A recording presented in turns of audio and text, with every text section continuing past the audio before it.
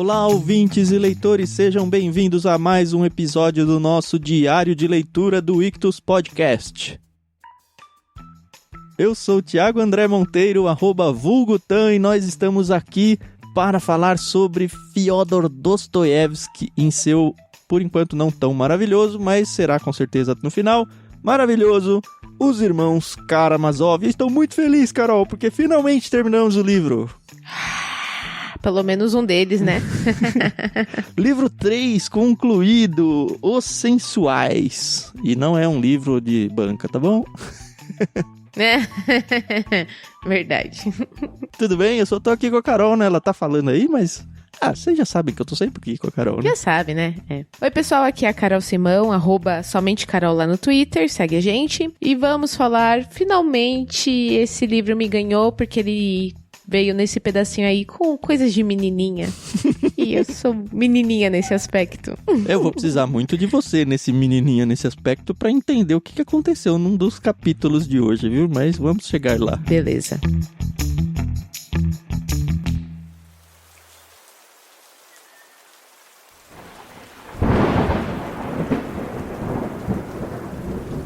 Sem mais delongas, a gente pode falar. Foi um pedacinho bem curtinho para encerrar mesmo, né? E eu acho que a gente acertou bem nessa divisão. E acabou de uma forma maravilhosa, do jeito que todo bom romântico gosta. Com sofrência. Só faltou tocar um sertanejo universitário no final, né? Né? Mas tá bom, vamos lá, Thiago. No dia de hoje a gente começa com o capítulo 9, Os Sensuais. Que é o nome do próprio livro 3, né? Isso, e assim, é bem interessante que, pelo que a gente tem visto aqui, a família Karamazov, né, é uma família realmente, pelo menos aos olhos da população russa, uma família muito libertina, essa é a palavra que eu quero usar, né? Então, eles se autodenominam, né, os sensuais. Então, eles têm essa fama. E eles meio que gostam disso, ou pelo menos eles usam isso como desculpa para justificar as suas ações. Mas e aí, o que aconteceu? A gente tinha terminado o capítulo de ontem, entre aspas, aí, não sei quando você ouviu o último episódio, né? Uhum. Mas a gente terminou o último episódio com o Dmitri entrando na casa ali pra ir, sei lá, matar o pai ou agredir o pai. E aí começa um negócio meio tenso, né? Meio tenso não, mas eu fiquei totalmente tensa, porque a princípio a gente pensa, vai acontecer aqui a morte que eu, Carol, pelo menos espero, que é a do Fyodor. E a gente vê que o Dmitri, ele está realmente enlouquecido, né? Ele agride o Grigori, né? Aquele empregado mais antigo. Fyodor, né? Dá uma porrada nele, porque eles tentam segurar ele, o Grigori e o Smerdyakov tentam segurar o Dmitri, e ele é super violento com eles, né? Eu acredito, aqui, a gente vê que o Smerdyakov, ele nem tenta muita coisa, e eu acredito que seja também por causa dos ataques epiléticos que ele tem, porque ele não pode se... eu falo isso porque eu conheço pessoas epiléticas e elas não podem sofrer fortes emoções, porque as crises... Dá um... Então, não sei se o Fyodor tinha pensado nisso. Que coisa. O ataque. Bom, a gente vê que o Dmitri vai pra cima do pai. Nem o Fyodor tá entendendo por quê. Mas depois a gente percebe que, na verdade, o Dmitri, ele acredita ter visto a Grunchenka, né? Entrando na casa. Que foi bem estranho, né? Ele tem certeza que viu estranho. ela entrando, vai atrás dela. E aí, até o Grigori... Acho que é o Grigori, né? Que vai tentar proteger uma porta que não tem nada a ver com a sala onde... tá todo mundo. Ele fala, então você escondeu ela aí e tal, sai da frente. E aí parte pra cima dele, bate com violência pra cima dele, machuca ele bastante, né? Aí ele vai ver que realmente ela não tá ali, volta e, ele dá uma surra no pai. Ele derruba o pai, dá chute na cabeça do pai, e aí fala, você matou ele. Aí eu já lembrei da Carol, né? Eu falei, ó, cena aqui. Mas não matou, né? Só machucou muito. E o interessante é que o Fyodor, ele começa a cair nessa de, então ela tá aqui, a Grunchenka tá aqui. E o Ivan fica, não tem como ela tá aqui. A única entrada aberta era por ali que todo mundo veria. Não, ela pode ter entrado pelos fundos. Não, o fundo tá trancado, a chave tá com o senhor. Exato. E, de fato, ela não estava. Não sei, de verdade, o que aconteceu pra dar o estopim disso tudo aí, mas... Fato é que o Fyodor também fica desesperado pra encontrar ela ali. E ela não tá ali. E se o Ivan e o Aliotia não tivessem naquele momento, com certeza o Dmitri teria acabado ali com a vida dele na hora, mas ainda bem que os dois irmãos caçulas estavam ali. E aí o Dmitri vai embora, o que eu achei muito, muito louco, né? Porque ele veio, bateu no pai, viu que a Grutchenka não tava ali e foi embora. E ele nem se assusta, né? Porque o Ivan vem, você tá louco? Você matou ele, gritou o Ivan. Ele teve o que merece, exclamou Dmitri ofegante. Se não matei ainda, voltarei para matá-lo. Vocês não o salvarão. Ele tá totalmente louco, cego aqui, né? E assim, é a primeira vez que a gente vê o Aliotia sendo um pouco mais incisivo nas suas palavras, né? Ele fala, olha, Dmitri, vai embora daqui agora. Então, você vê que ele é sempre tão sereno e tranquilo. Mas ele também tá sendo levado, né? O psicológico dele tá sendo muito abalado, porque afinal de contas, todo mundo tá usando ele de uma certa forma, né? Aí o Ivan vai pra fora da casa, diz que ele precisa espairecer um pouco, aí meio que fica de guarda, pelo menos eu entendi isso ali, da porta. E o Aliotia leva o pai dele pro quarto, onde ele já deita, já dorme, aí depois ele acorda e rola uma conversa entre eles. Isso, e é interessante que o próprio autor fala como o Fyodor, o Karamazov, ele está machucado. A cabeça dele sangra muito, o nariz tá torto. Ele mesmo pede pra se ver no espelho, né? E aí o Aliotia tá todo preocupado com ele. Ele fala, não, amanhã eu vou estar bem. Amanhã eu já vou estar de pé, tá super tranquilo. E ele tá interessado, que eu achei bem interessante, no que o Ivan falou, né? Apesar dele ter apanhado do outro filho, ele falou o que disse o Ivan. Aliotia, meu querido, meu único filho. Olha que safado. Eu tenho medo de Ivan. Temo mais a Ivan do que ao outro. Só de você eu não tenho medo. Aí eu falei, nossa, que estranho, porque até então, assim, tá todo mundo ali meio que tentando puxar a sardinha pra sua brasa. Mas eu não entendi o Ivan como uma ameaça ao pai ainda, você entendeu? Não, por enquanto não. Apesar de que agora você falando, vai acontecer uma coisa na cena seguinte que me fez pensar. Antes de se despedir do filho, o Fyodor fala, ó, amanhã eu quero que você venha aqui me ver. Mas não é pra falar que eu pedi pra você vir me ver. Eu só quero que você fale, olha, eu vim ver como ele está. E ele dá a bênção dele pra o Aliotia voltar pro mosteiro lá, né? Isso, exatamente. O que eu achei assim muito suspeito, porque teoricamente todos que moram na casa são de confiança do Fyodor. Mas, né? O Aliotia sai e ele encontra o irmão e o Ivan está escrevendo num caderno. Ah, essa eu não guardei tão importante, isso deve ser, né? Eu não sei se é tão importante, mas ele falou que ele tava com dor de cabeça, que ele precisava dar uma esparecida ali no quintal. E quando a gente vê, ele tá escrevendo num caderno com um lápis. E aí o Aliotia se aproxima dele e ele fala, ó, amanhã eu quero te falar uma coisa. Então, a gente precisa conversar, mas também não Ivan, fala né? o quê. Isso. É verdade. Tem um trechinho que a gente pulou aqui, eu não sei se vai ser importante. Antes do Aliotia sair, ele diz, ó, vá à casa de Grutchenka ou encontre-a sem falta, pergunte logo a ela, penetre em seu segredo, quem ela prefere, a ele ou a mim, você pode? Se eu a vir, eu vou perguntar. O Aliotia falou, bom, ela não vai lhe dizer, disse o velho, é uma menina terrível, ela começará a beijá-lo e a dizer que é você que ela deseja. É mentirosa, sem vergonha.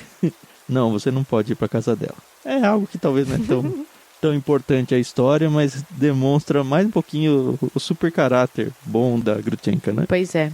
E aí os irmãos, antes de se despedirem, né, eles têm também um diálogo, né, onde o Aliotia está preocupado com o fato do Dmitri ter jurado morte ao próprio pai. E aí o próprio Ivan fala, olha, você não deixa isso pra lá, isso não cabe a nós. E aí o Aliotia, lembrando das palavras do pai, pergunta, né, se o Ivan se importa com o pai deles e tal. E o Ivan fala, não, fica tranquilo. Ele é meu pai e eu vou sempre defender ele, pelo menos nessa situação. E é interessante que antes de tudo isso ter acontecido, a gente tem que lembrar que o Alexei, o Aliotia, o Ivan e o Fyodor, eles estavam tendo, entre aspas, uma discussão por causa da mãe dos irmãos, né? Da finada esposa.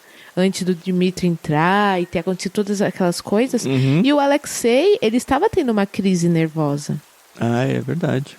Tá tudo ligado aqui, né? Tá tudo ligado. E assim, de repente ele teve que suprimir esse sentimento dele pra poder resolver uma outra situação. E ninguém chegou e falou, e aí, você tá bem? Você tá melhor? Simplesmente foi esquecido. Então, mais pra frente a gente até vê que ele realmente vai explodir em lágrimas, porque ele tá segurando, ele é uma bomba, né? Essa e que ele é a verdade. É um menor de idade ainda, né? Enfim, menino a de gente tudo, sabe né? que adolescente tem tudo à flor da pele. Não sei Pois os é. russos, né? Porque os russos, eles, sei lá, cortam um trator com a mão. Pois é, né? E esse é o fim do capítulo 9.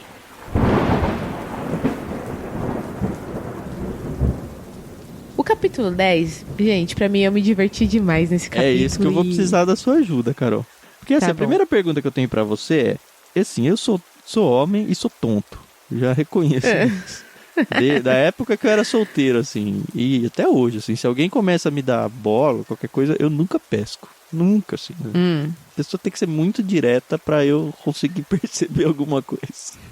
E, assim, eu não sei se essa Grutchenka, ela tá sendo uma caricatura ou se é um personagem tão verossímil assim. E aí talvez você, sendo mulher, saiba me dizer, não, tem mulher e tem um monte, sei lá, que é meio assim mesmo. Tem. Mas assim, vamos conversar então sobre a Grutchenka. O capítulo 10 é juntas, né? E aí a gente percebe que antes de qualquer coisa, o Aliotti, ele decide ir à casa da Catarina, né? Pra conversar com ela, porque afinal de contas, essa era a razão que ele tinha acordado de manhã pra ir falar lá com ela. É, tudo que aconteceu até agora não tava no plano, né? Ele ia direto na Nada. casa dela, né? Isso. Quando ele chega na casa dela, ele percebe que ele estava sendo aguardado ansiosamente e que tá tendo uma movimentação na casa da Catarina que é anormal, pelo menos pra ele. E até pela mesa ele percebe que tinha alguém lá já, ou teve alguém lá, né? Isso. E aí ele se encontra com a Catarina e é a primeira vez que a gente percebe que ela é realmente bonita. Já tinha falado da beleza dela, mas a gente vê com os olhos do Aliotia, né? Como ela é bonita. E que ele não se sente, assim, muita vontade perto dela e ela sabe tratá-lo. E eu acho isso tão legal. Quando Ela existe... é bonita e ela é classuda, assim, ela tem... Isso. Tem porte de, sei lá, de lady. Exatamente. E aí acontece a coisa mais inusitada até então dessa história, né? Ela tá falando do próprio Dmitri, né? Conversando com ele e tal, com o Aliotia sobre o Dmitri. Ele passa todo um recado, né? Que o Dmitri Tudo, ele tinha. fala tudo. Conta tudo pra ela. Ela ainda... Eu achei meio bizarro isso, tá? Quando ela fala... Ah, mas ele pediu pra... ele me pediu para cumprimentá-la, pra dizer-lhe que ele nunca mais viria e cumprimentá-la. Aí, cumprimentá-la, ela se agarra nessa palavra cumprimentá-la. Você tem Sim. certeza que ele falou essa palavra? E eu não peguei nada nisso, não entendi. Mas assim, a conclusão na cabeça da Caterina é que, nesse caso, nem tudo está perdido. Ele só está desesperado, ainda posso salvá-lo. Ele não falou em dinheiro e tal. Volta ao assunto, aqueles 3.000 rublos lá que ele tinha pegado e tal. Mas... na cabeça dela, o fato dele ter dito exatamente isso e ter insistido pro Aliotia usar essa palavra, não é que ele realmente quer romper, é que ele tá perdido, então ele tem salvação. Isso. E ele ainda pode ficar comigo. Tem umas mulheres que eu vou falar pra você, viu? É uma tonta que eu vou falar. Nossa, olha, mulher de bandido, eu já falo. Que gosta, entendeu? De passar uns perrengues na mão do cara. E a gente sabe que ela é perdidamente apaixonada por ele, ela já deixou isso claro pra ele, tanto que ela falou que ele podia usar e abusar dela, que tá tudo bem. Mas lá atrás já tinham falado do Ivan. E eu tinha meio que entendido que ela também estava mais ou menos se engraçando com o Ivan e que ela ia ficar com ele de boas. Ou eu entendi tudo torto, não sei. Então, a gente ouviu isso sempre da boca do Dmitri. Pode ser ele tentando forçar a barra, né? Exato. Aí o que acontece é que o Aliotia, ele fala, né, que tudo que aconteceu na casa, ela fica, mas a Grutchenka não vai aceitar se casar com o Dmitri. E aí aparece a coisa mais... Ela chama a própria Grutchenka. Na verdade, ela chama pelo nome de batismo, né, que é a Grafena Alexandrovna. Olha que nome bonito. Gente, Alcoólicos maravilhoso, Anônimos. né? E aí aparece a Grutchenka. O Alexei nunca tinha visto. Então é importante dizer que nós também não. E então o que ele vê é o que a gente acaba vendo. E ele percebe como ela é linda. A Caterina fica anos-luz atrás. E ela já foi dita como muito bonita nesse mesmo capítulo, né? Isso. Mas é aquela... Ela é linda. Deusa grega, assim, aparentemente. Russa, no caso. Russa. E só que é interessante, e eu não sei até onde que as pessoas elas têm essa noção. Ele fala que ela tá no auge da beleza dela aos 22 anos. Mas que quando ela chegar aos 30, ela vai engordar, ela vai ficar feia. É a primeira vez que eu vi isso em literatura, Carol. Eu tenho muito, eu já falei em algum lugar por aí. Tenho muito esse negócio de ficar olhando para as pessoas e tentar construir até o caráter dela, o jeito da pessoa. Só de olhar tanto fisionomia quanto trejeitos e forma da pessoa se expressar e tudo. Eu tenho essa ideia, assim, pessoas que eu olho e falo, olha, a pessoa é bonita agora, ou não importa se ela é bonita ou não, mas eu já consigo perceber de fato se ela vai envelhecer bem, não certo sempre, mas sei lá, eu não sei, acredito que seja normal pra qualquer pessoa isso, não sei se você pode pensar. Mas falar, essa pessoa aqui vai ser uma pessoa velha, bonita, ou essa aqui, ó, ela tem, nossa, agora é maravilhosa e tal, mas certeza que vai pra cá, sabe? E não vai ficar legal. É bem isso. E aí é a primeira vez em literatura que eu vejo isso. Então, eu achei isso interessante também e, poxa, ele tá dando apenas 8 anos de beleza pra ela, porque se ela tem 22 aos 30... Ó, você tá com 30, hein, Carol? Então, eu fiquei pensando, nossa, eu com 22 anos eu só era mais magra. Não, o bizarro é que se a gente for ver na média, assim, do brasileiro e comparar, sei lá, fotos do passado com fotos de meia-idade, eu acho que, assim, pós-adolescência e início da juventude, na maioria das vezes a pessoa é tão mais feia do que quando ela tá, sei lá, entre seus 30 e 40 aí, alguma coisa. Pega sua foto aí, seus albinhos de foto o da tempo época de costuma faculdade ser bem generoso. E tal, e vê. Pra alguns, né? No meu caso eu perdi toda a minha telha aqui, mas não sei o que, né? Olha, Thiago, eu vou fazer aqui um parêntese para dizer que no ensino fundamental, entre o ensino fundamental e o ensino médio, meu apelido era Bete a Feia. Porque eu usei aparelho mais de uma década. Óculos daqueles de, não sei o que, de cavalo, né? Freio de cavalo, né? Eu usava, mas esse, graças a Deus, era só em casa. Mas eu usava, entendeu? Mas eu sempre fui muito de boa. Esse negócio de bullying na minha vida sempre foi bem tranquilo. Então eu até aceitava numa boa, porque eu ainda falava assim, mas vocês assistiram a novela até o final? Porque a Beth ficou bonita, ficou rica, casou com o dono da empresa, então, quem sabe, né? Ainda não cheguei em nenhuma dessas fases, mas tá bom. Bom, continuemos. Quando a Caterina, ela chama a Grunchenka, eu percebi que ela tá meio que hipnotizada também pela beleza da Grunchenka. Então ela pega a mão dela e beija várias vezes. De início eu até pensei que ela tava beijando nos lábios dela. Mas ela beijou?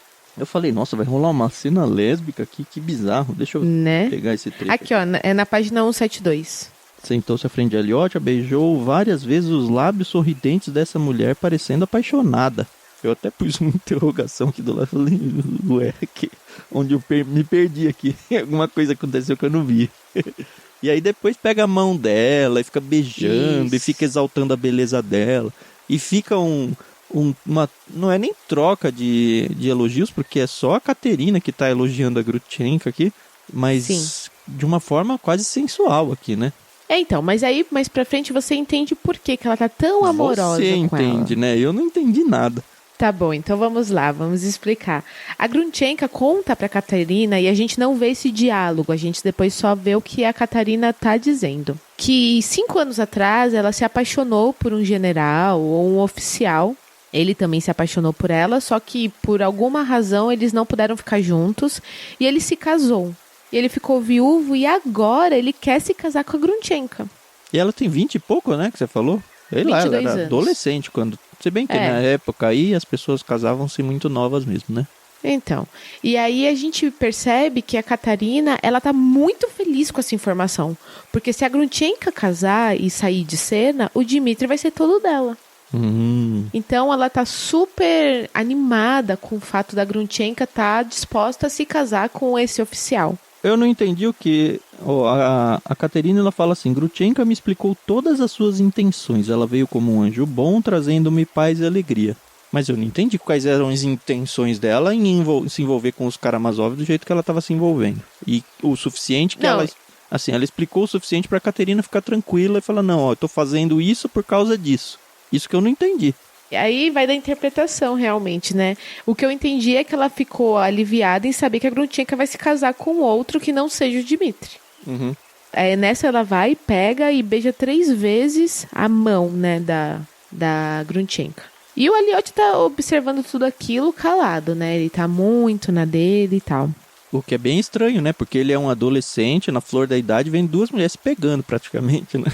Não é? Não, tanto que a própria Grutchenka fala isso. Você quer me fazer enrubescer, querida senhorita, beijando minha mão diante de Alexei Fyodorovitch? E aí a Katerina fala, eu fazê-la enrubescer? Ah, minha querida, você me compreende mal. Elas estão ali numa troca de elogios, só que assim, pensa em duas mulheres que não se gostam, mas que têm que se suportar por alguma razão. É exatamente isso, entendeu? E as mulheres fazem isso quando não se gostam, elas se trocam carícias. Algumas Os homens sim, trocam murros, né? Mas, então, aí você vai perceber aqui que essas carícias, elas vêm com muitas farpas, né? Porque aí a Catarina tá fazendo ali... Eu acho que a Catarina tá com a intenção de querer agradar a Grutchenka pra ela realmente sair de cena. E aí, na hora que ela elogia e beija e isso e aquilo, pinta todo um quadro, quando é a vez da Grutchenka retribuir, ainda fala que a Catarina fica ali com a mão, esperando os beijos, esperando os elogios, mas isso não acontece. A Grutchenka, ela quer sair por cima da situação. Ela diz assim, mas talvez você também me compreenda mal, querida senhorita. Eu sou pior do que lhe pareço. Tenho um coração mau, sou caprichosa. Foi só para zombar do pobre Dmitri Fyodorovitch que o conquistei. Mas agora você vai salvá-lo, conforme me prometeu. Você o fará compreender. Vai contar-lhe que há muito tempo ama outro homem, pronto a se casar com você. Não, eu não lhe prometi nada disso. Aí que começa a tornar um caldo, né? Foi você quem disse tudo isso, não eu. Então eu a compreendi mal, murmurou Katarina Ivanovna, empalecendo levemente. Você me prometeu. Ah, não, Angélica, senhorita. Eu não lhe prometi nada. E aí começa, né? Uhum. E até fala aqui que, mas e se eu for terminar com o Mitya e ele quiser me agradar? Como é que vai ser? Eu não vou conseguir dizer não. Vou me entregar pra ele, né? Quem sabe até me casar, não sei. Então, e aí a Caterina fala, poxa, você estava me dizendo outra coisa há pouco tempo. Ela, mas o meu coração é eterno, eu sou tola, só de pensar em tudo que ele suportou por mim. E se eu voltar para casa eu sentir pena, o que vai acontecer? Então você vê assim, ela é falciane pra caramba, entendeu? Dissimulada. Falciane não gosto boa, dela. Da onde veio isso aí? Da vida. Nunca ouviu Nunca ouvi. a expressão. Então. Pra não Mas falar que a pessoa é falsa, assim, é falciane. E aí ela vai beijar a mão da Catarina para elas ficarem quites, né? Pelos beijos recebidos. E aí a Catarina oferece a mão e aí ela fala, não vou, sabe? Vou ficar por cima da rapadura aqui. Isso mesmo. E aí ela ainda fala, lembre-se disto. Você beijou minha mão, mas eu não beijei a sua.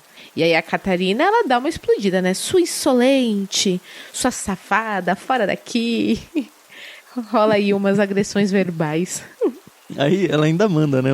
Fora daqui, prostituta! Gritou Katerina Ivanovna. Toda sua face tremia convulsivamente. Prostituta seja, você mesma, minha bela. Você ia de noite buscar milhares de rublos na casa dos jovens e traficar os seus encantos. Eu sei de tudo.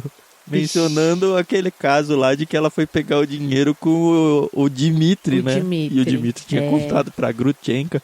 E a Katerina fica pé da vida, porque ela tá sabendo dessa informação, né? Pois é. E aí, bom, a Grutchenka sai, mas antes de sair, ela fala pra Aliotia, vem comigo, que eu preciso te contar uma coisa que vai te agradar, que não sei o quê. E aí eu falei, pronto. Só que acho que o Dmitri, o Aliotia, ele sabendo, né, da informação que o próprio pai falou, toma cuidado com ela, que ela não é flor que se cheire. Ele fala, não, vai embora, segue tua vida aí, que eu vou seguir a minha vida aqui. Menos mal, né? Eu achei aqui que ia rolar mais um romance triplo aqui agora, né, com 3 da família. Pois é. Mas antes de ir embora, ele já tá saindo, na verdade. A camareira da Catarina, ela chama ele e fala, olha, chegou uma cartinha pro senhor, lá daquela mãe, daquela filha, eu não sei falar esse sobrenome, das Klokla, não sei o que lá. Klokakova. Não, isso. Koklakova. E aí ele já tá tão chateado com toda a situação que ele só pega o envelope e bota no hábito dele e vai embora.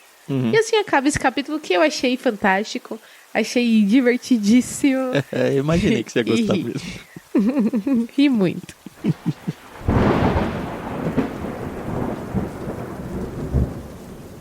Aí a gente entra no 11, mais uma reputação perdida. Eu falei, ai senhor, quem mais? Aí eu até pensei que ia ser a reputação do Aliotia, que dessa vez... porque... por enquanto ele é o certinho da história, né? Apesar da gente não ter muitas informações do Ivan, mas por ser um ateu, ele já não é considerado um 100% não certinho, tem mais ou né? menos, né? O próprio pai tem medo dele. Eu percebo nele, assim, uma falsidade. Não vou dizer falciane porque ele é menino, né? Mas alguma coisa incomoda nele. Uhum. O capítulo 11 começa com o Aliotia, então, falando, eu vou voltar pro mosteiro, tô cansado, deixa pra lá. E aí, como ele conhece a cidade muito bem, ele fala, o melhor caminho pro mosteiro é por aqui. E aí fala que o mosteiro ficava mais ou menos uma versta. Que uma unidade de distância aí, você foi? Legal. Fui pesquisar. Na verdade, assim, uma versta é mais ou menos 1,60 km. Então, as medidas são bem parecidas. Uhum. E aí, ele... Como é que eu posso dizer? Ele é surpreendido por uma voz que fala assim, a bolsa ou a vida? Eu falei, putz, você vai ser assaltada agora. Você caiu, Mas né? não, era o... de começo assim, quando falou a bolsa ou a vida, eu falei, vai acontecer alguma coisa. E aí ele fala, é você, Mitya, que é o Dmitri, né? E aí, assim, não gosto do Dmitri. Eu falei que eu sentia empatia por ele nos áudios passados, mas depois... Não gosta mais. Já perdeu o pai, já perdeu todo mundo. Já. O filho mais velho. Sim, pronto, tá indo. Porque pra ele, assim, tá tudo sofrendo, mas ele tá zoando, né? Ele tava tentando... Então. Tava pensando em se matar, ele fala, né? Subir na árvore aqui pra me matar, e aí você apareceu pra me salvar. Meu anjo. Mas no mesmo instante ele faz uma piadinha com o irmão. Então, ele é um bonachão, né? Essa que é a verdade. Ele é o pai dele, só que numa versão mais jovem. Isso. O Aliotia conta pro irmão tudo que aconteceu e fala que a Grutinka tava lá. O que o outro fica espantado, ao mesmo tempo ele começa a achar muito até engraçado, né? Bizarro. Foi bizarro mesmo. Assim, eu acho que um homem, ele não pode saber que duas mulheres gostam dele, porque isso traz um ego... Na verdade, isso eu acho que para todos os seres humanos, né? Mas tem alguns homens que ficam realmente insuportáveis. Não acontece muita coisa aqui, a gente só descobre que o Dmitri vai até a casa da Grunchenka. Então ele descobre, ela foi pra casa, então eu vou lá atrás. Não me acuse, concordo, esganá-la seria um pouco, mas ele, enfim, ele tá totalmente encantado por ela, né? Acho que talvez essa seja uma palavra boa mesmo, pelo encantamento mesmo. Então, pois é. E aí o Aliotia fica, mas e a Catarina? Poxa vida, né? Caramba, você machucou ela, né? Ele, eu sei, mas você não viu como ela ficou encantada pela Grunchenka? Que ela até chamou ela pra ir na casa dela. Não, ele meio que sempre consegue reverter a situação, mostrando como a Grunchenka é linda e maravilhosa, né? E aí, mais uma vez, ele reconhece que é um cafajeste e tal. Ter chorado não muda nada. Diga-lhe que aceita essa acusação de cafajeste, né? Se isso puder consolá-la. E aí ele dá um pé na bunda do Alexei agora, né? Eu não quero mais te ver. Antes do último momento. Adeus, Alexei. Manda ele embora. Mas aí o Dmitri volta. Ele vai, né? Tá indo lá, ele volta e fala, espera, Alexei, ainda tem uma confissão a fazer, mas só pra você. Olhe-me nos olhos aqui. Veja, aqui uma vergonha terrível se prepara. Ao dizer isso, o Dmitri bateu no peito com ar estranho, como se a vergonha estivesse alojada em seu peito ou suspensa em seu pescoço. Você já me conhece como o pior cafajeste. Mas saiba, de tudo que eu fiz no passado, presente ou por vir, nada se iguala à vergonha que levo agora aqui em meu peito. Eu poderia reprimi-la, mas não a reprimirei. Saiba, prefiro cometê-la. Contei-lhe tudo, menos isso, não tive coragem. Ainda posso desistir e assim amanhã recuperar metade da minha honra. Mas não vou desistir, vou cumprir até o fim o meu negro destino. E você poderá testemunhar que falo isso antes e deliberadamente. Perdição e trevas. Inútil lhe falar. Você saberá no tempo adequado. A lama é uma fúria. Adeus. Então ele cria todo um cenário aqui que ele vai contar um grande segredo e aí fala, não vou contar. Mas a gente pelo menos fica sabendo que existe um tal de grande segredo aqui, né? E aí ele vai embora definitivamente. E o Aliotia vai pro mosteiro. E aí quando o Aliotia chega no mosteiro, ele sente uma paz incrível e uma culpa, né, por ter deixado aquele lugar. Ele falou, poxa, eu nem deveria ter saído daqui. Aqui as pessoas me entendem, eu não vejo os problemas do mundo. Ele quer meio que também viver numa bolha, né? Mas é uma escolha, né? Foi nessa hora que eu percebi que tudo isso aconteceu no mesmo dia, né? Foi uma bomba esse dia pra vida de todos, né? Mas principalmente aqui do Alexei, que como você falou, ele tá à flor da pele aqui. E de fato, quando ele chega lá, ele finalmente diz o capítulo, né? Ele fica em paz. Mas ainda ele fica em paz porque aparece a carta lá, que ele, quando se prepara pra dormir e tal, ele encontra a carta no bolso dele. E aí eu achei bonitinho esse final, achei bem legal. Achei. Antes de falar do final, é só importante dizer que a saúde do mestre dele, o Zósimo, piorou muito. Tanto que ele costumava fazer como se fosse uma vigília noturna, né? Para que os próprios padres fossem se confessar com ele e tal. E ele não conseguiu fazer isso, o que também deixou o Aliotia ainda mais culpado por ter saído e não ter acompanhado. Ele ainda fala, poxa, tanta coisa acontecendo aqui, eu tendo que me virar com os problemas lá de fora. Mas enfim, não tem o que fazer. Ele vai para a cela dele. E já que você trouxe um negócio antes, eu vou trazer também, porque tem um outro padre, quando ele tá conversando com o Aliotia sobre o mestre e tal, o padre fala para ele, ele lembrou de você, Alexei, perguntou onde estava. Disseram-lhe que você tinha ido à cidade. Aí abre aspas pro mestre, né? Que minha bênção o acompanhe. Seu lugar é lá, não é aqui. Você é objeto de seu amor e de seus cuidados. Você compreende essa honra? Mas por que ele designa um estágio no mundo? Por que pressente algo em seu destino? Se você volta ao mundo é para realizar uma tarefa imposta pelo seu mestre. Compreende, Alexei? E não para se entregar à vã agitação e aos prazeres temporais. Eu acho que isso aqui vai se tornar, talvez, o mote principal do livro, ou pelo menos de uma grande parte do livro, viu? Pois é. A gente vê que o Aliotia, ele vai, então, para a cela dele, e ele faz até um comentário, né, que ele deita num sofá duro, e ele até fala, eu nem trouxe colchão, meu pai tava falando pra eu ir embora com o meu colchão, mas nem colchão eu tenho. Eu só fico aqui com o meu hábito e tá tudo bem. E aí ele, passando a mão assim no hábito, ele relembra o envelopinho que ele tem, né? Que ele recebeu da Lisa Koklakova, né? Que é aquela cadeirante que tinha tomado a benção dele, do mestre. Né? Isso. E aí, gente, que fofo. Coisa bem de adolescente. Quem nunca escreveu uma cartinha de amor que atire a primeira pedra? Eu. Olha... Assim, não pra me declarar. Já escrevi cartinhas pra Renata quando a gente era namorado e tal, mas... De declarar, não. Você já recebeu alguma cartinha assim, Carol? Já, uma vez, mas eu, tinha 9 anos. Era um menino que depois até virou um grande amigo meu. Mas águas passadas. Enfim. E nessa carta, e também a gente tem que entender que era a única forma que eles tinham de se comunicar, né? Eles não tinham WhatsApp, Facebook, ainda bem. A vida nem eu acho que era muito... Pois é, né, Thiago?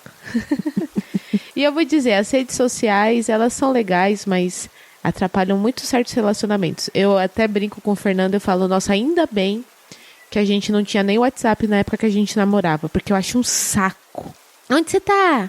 Mas você tá fazendo o quê? Ai, agora eu estou escovando os meus dentes. Me poupe. Gente, por favor. Vai, Carol. Na época do telefone, você era daquela que ficava... Não, desliga você. Não era. Não, desliga você. Não, desliga você. Não. Você falava, desliga você... E desligava. É isso. Nossa, que coração duro. Não, é que assim, eu e o Fernando, quando a gente namorava, ele trabalhava e eu fazíamos faculdade e tal, então a gente só falava realmente de noite. E a gente às vezes estava tão cansado da rotina... que a gente só falava, tá bom, o dia foi legal, papapi, papapá, beijo, só. Era bem tranquilo. A gente também era da mesma igreja, estudávamos no mesmo campus da faculdade, então a gente se via com uma frequência. Certo. Sem tá graça. Bom, mas vamos ao motivo da carta. A Lisa, que é a filha daquela senhora, que fica bem claro que ele relembra que zombara do Alexei naquela manhã, escreve o que eu já tinha sacado desde o início. Que ela é apaixonada pelo Alexei. E já há muito tempo. Eu amo desde a minha infância, né? Nossa, que ela é tão velha, gente. Já, né?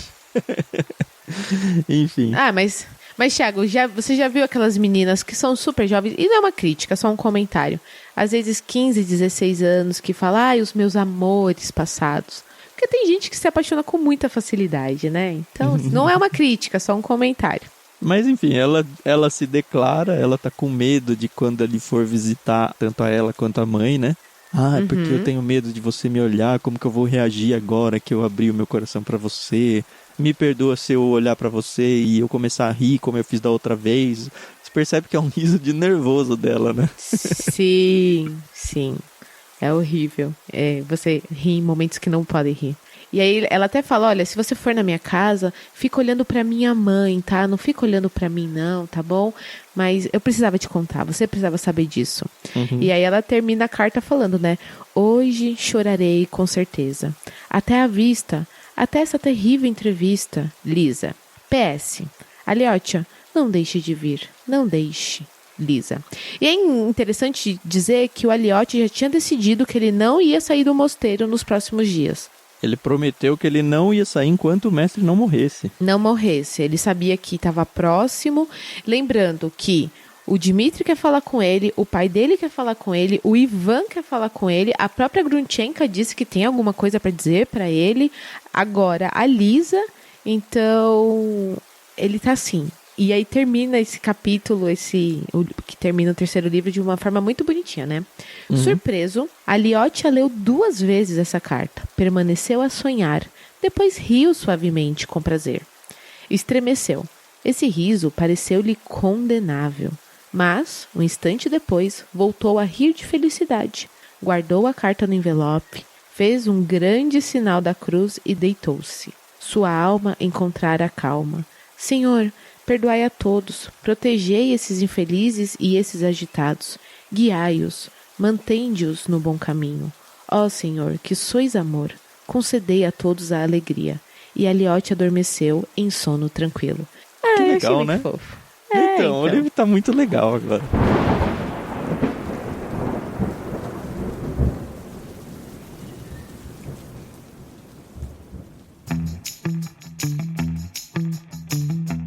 Estamos quase na página 200, aqui 182. Isso. Abrindo então a segunda parte do livro. No próximo episódio a gente vai entrar no que é o livro 4, Os Corações Partidos. E pelo título a Carol vai gostar bastante. Vou sofrer junto. E é isso, o livro tá ganhando uma cor aqui, um colorido bem interessante, bem gostoso. E eu tenho certeza que se você tá acompanhando com a gente, você tá ganhando esse colorido junto com a gente também. É isso aí, pessoal. Realmente, agora eu comecei a curtir o livro de verdade. Eu não sou muito do sangue, a menos que seja Agatha Christie. Mas tô curtindo e tô empolgada pra começar o 4º livro. Legal, Isso. Então até o próximo episódio. Você tem aí no nosso post o cronograma de leitura para ajudar você a saber o que tem que ler em cada dia. Então acessa lá ictus.com.br, lá você vai encontrar tanto esses áudios quanto outros diários de leitura que a gente fez, outros podcasts de entrevistas, enfim, tem bastante conteúdo lá para vocês aproveitarem. Se você está ouvindo isso pelo podcast, saiba que a gente tem sim um canal lá no Telegram, onde a gente faz junto com os ouvintes de lá a leitura desse livro, de todos, né, que a gente lê junto. Então o pessoal de lá lê junto com a gente primeiro e tem também a oportunidade de ir comentando ao longo da leitura. Então se você não faz parte, é bem fácil, é só ter o Telegram instalado e acessar t.me/Clube Ictus. É de graça, você não paga nada para participar, você não precisa ser assinante do clube, nada. É só um espaço para a gente poder compartilhar com vocês essas impressões das nossas leituras em primeira mão e dar a oportunidade para vocês conversarem com a gente sobre as leituras também. Acho que é isso. Até o próximo episódio, então. Tchau, tchau. Tchau, tchau, pessoal.